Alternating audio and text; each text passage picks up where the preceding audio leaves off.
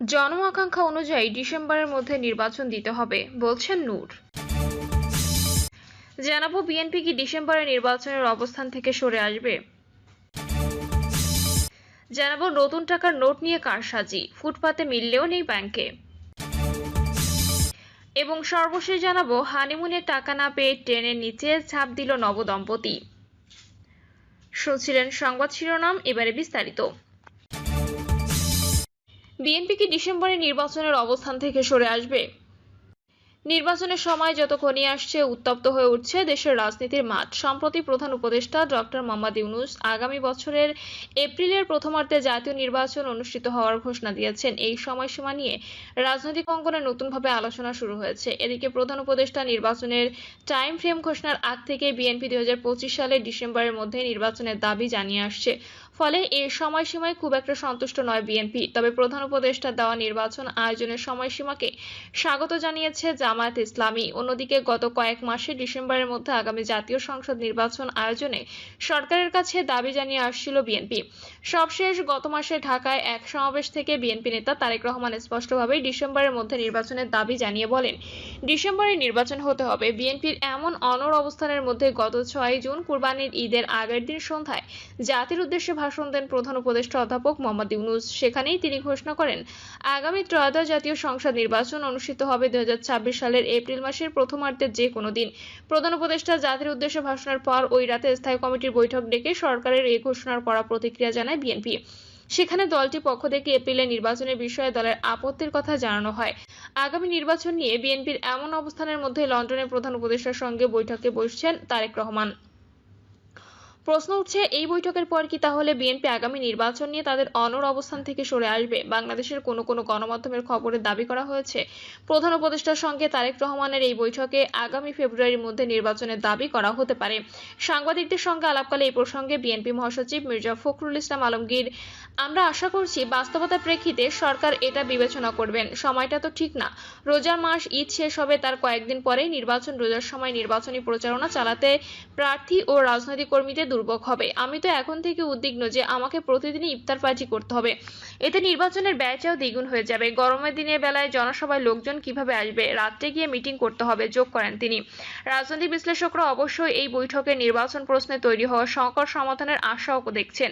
রাজনৈতিক বিশ্লেষক কাজী মারুফুল ইসলাম বলেন, রাজনীতিতে শেষ কথা বলে কিছু থাকে না, রাজনীতিতে যে কোনো সম্ভাবনাই থাকে। এই বৈঠকে নির্বাচনের তারিখ নিয়ে যে সংকট রয়েছে সেটা আপাততভাবে খানিকটা নিরসনও হতে পারে, যে কারণে বিশ্লেষকরাও ওই বৈঠকেই আগামী রাজনীতির গতিপথ নির্ধারণী বলে মনে করছেন। নতুন টাকার নোট নিয়ে কারসাজি, ফুটপাতে মিললেও নেই ব্যাংকে।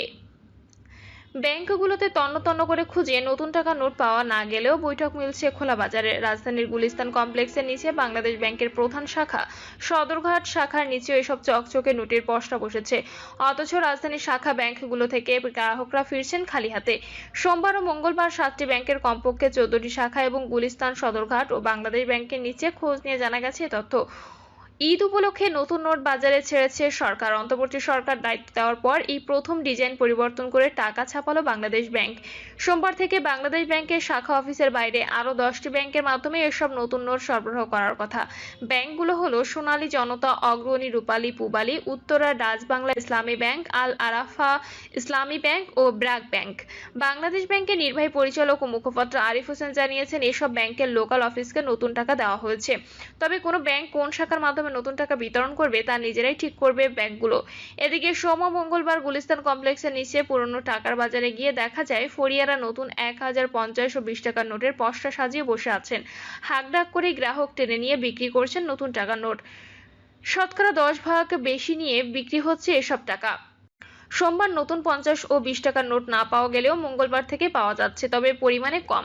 ঈদ সালামিতে নতুন টাকা পেতেও অনেকে অগ্রিম দিয়ে ক্রয় করছেন নতুন 50 থেকে 20 টাকার নোট। ফারুক হোসেন নামে এক ক্রেতা বলেছেন, ব্যাংকে গিয়ে পাইনি, গুলিস্তানে পাবো বিশ্বাস ছিল, তাই হলো। ব্যাংকে পেলাম না, অথচ এখানে পাচ্ছি। সব সম্ভাবের দেশ বাংলাদেশ। বাংলাদেশ ব্যাংকের নিচেও একই অবস্থা। তবে এসব টাকার হাটে 1000 টাকার নোটের চেয়ে 50 ও 20 টাকার নোটের চাহিদা বেশি। চাহিদা মতো না পাওয়ায় ফেরত যাচ্ছেন ক্রেতারা। তবে নতুন ডিজাইনের নোটের পাশাপাশি আগের ডিজাইনের নতুন নোটও পাওয়া যাচ্ছে এসব দোকানে। সাংবাদিক পরিচয়ে গুলিস্তানের নতুন টাকা বিক্রেতার কাছে জানতে চাওয়া হয় এসব নতুন নোট কিভাবে পেলেন। নাম প্রকাশ না করে তিনি বলেন, আমরা টাকার জন্য যাই না, বাংলাদেশ ব্যাংকের কর্মকর্তারা এসে নিয়ে যান। প্রতিযোগিতা বাড়ায় এবার গিয়ে নিয়ে এসেছি। তিনি বলেন, আমরা কমিশন দিয়ে টাকা কিনি, এজন্য কিছু বেশি রেটে বিক্রি করতে হয়। 1000 টাকার একটা বান্ডিলে অতিরিক্ত 10,000 টাকা দেওয়া হয়। তবে 50 ও 20 টাকার নোটের চাহিদা বেশি। আজ থেকে এই নতুন নোট দোকানে পাওয়া যাবে বলেও জানান তিনি। তবে কেন্দ্রীয় ব্যাংকের মাধ্যমে নতুন টাকার নোট কোনো ফরিয়ার হাতে যায়নি দাবি করে বাংলাদেশ ব্যাংকের নির্বাহী পরিচালক ও মুখপাত্র আরিফ হোসেন বলেন, বর্তমান সময়ে সে সুযোগ নেই। আমরা 10টি ব্যাংকে নতুন নোট সরবরাহ করেছি, সেখান থেকে গ্রাহকরা টাকা তুলে বাইরে বিক্রি করতে পারে। নতুন টাকা না পাওয়ায় টাকার কোনো শাখা ব্যাংক তা গ্রাহকদের সরবরাহ করতে পারেনি, এমনটি জানালো আরিফ হোসেন। বলেন, একটি চক্র আছে যাদের কাজ এসব নতুন টাকা সংগ্রহ করে বাইরে বিক্রি করা, তবে বাংলাদেশ ব্যাংকে এ ধরনের সুযোগ নেই।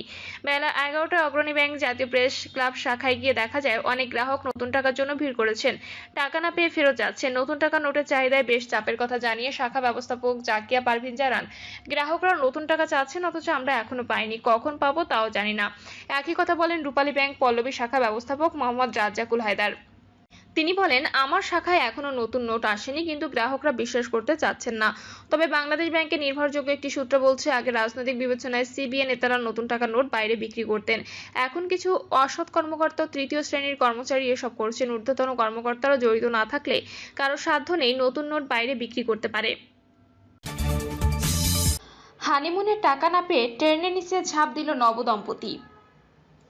হানিমুনে যাওয়ার জন্য টাকা না পেয়ে ট্রেনের সামনে ঝাঁপিয়ে পড়ে আত্মহত্যা করেছে এক নবদম্পতি। ঘটনাটি ঘটেছে পাকিস্তানের পাঞ্জাবে। আইনি প্রক্রিয়া সম্পন্ন করে মৃতদেহগুলো পরিবারের কাছে হস্তান্তর করেছে স্থানীয় পুলিশ। জানা যায়, ঈদের পর মধুচন্দ্রিমার জন্য ওই দম্পতি নারায়ণে যাওয়ার পরিকল্পনা করেছিলেন।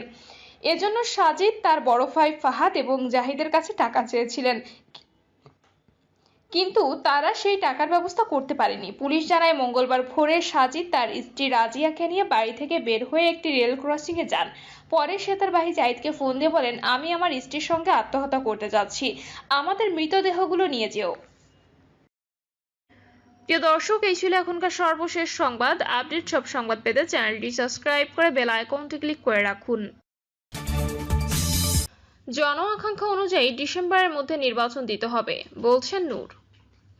গলাচিপায় ছাত্র অধিকার পরিষদের নবনির্বাচিত কমিটির পরিচিতি সভায় ডাকসুর সাবেক ভিপি ও গণ অধিকার পরিষদের সভাপতি নুরুল হক নূর বলেন, অন্য শীর্ষস্থানীয় দলের মতো আমরাও আগামী ডিসেম্বর থেকে জানুয়ারির মধ্যে নির্বাচন চাই, কারণ এ সময়টি নির্বাচনের জন্য উপযুক্ত সময়। তবে শুধু মৌলিক সংস্কারই নয়, প্রয়োজনীয় সংস্কার করে নির্বাচন দিতে হবে। তিনি আরো বলেন, জাতীয় ঐক্যমত্যের মিটিংয়ে বলেছিলাম, জন আকাঙ্ক্ষা রাজনৈতিক দলের প্রত্যাশা অনুযায়ী ডিসেম্বরের মধ্যে নির্বাচন দিতে হবে। নুরুল হক নূর বলেন, 2018 সালে কোটা আন্দোলন না করলে, ছাত্র জনতা তাজা প্রাণ না দিলে এই জুলাই 24-এর জন্ম হতো না। তাই ছাত্রদের নিয়ে গণ অধিকার ভিত্তিতে আগামীতে সুন্দর রাষ্ট্র বিনির্মাণ হবে। আমরা আর কোনো তাজা প্রাণ রাজপথে বিলিয়ে দিতে চাই না। গণ অধিকার পরিষদের দল কোনো লেজুর বৃত্তি করে দল গঠন করে রাজপথে আসেনি। তিনি সরকারি কর্মকর্তাদের উদ্দেশ্যে বলেন, কোনো একটি দলের নেতাকর্মীদের লেজুর বৃত্তি না করে নাগরিকদের সেবা প্রদান করার অনুরোধ জানান। তা না হলে গণ অধিকার পরিষদের নেতাকর্মীদের নির্দেশ দিলাম, ওই অফিসারের পদত্যাগ দাবিতে অফিস ঘেরাও করার।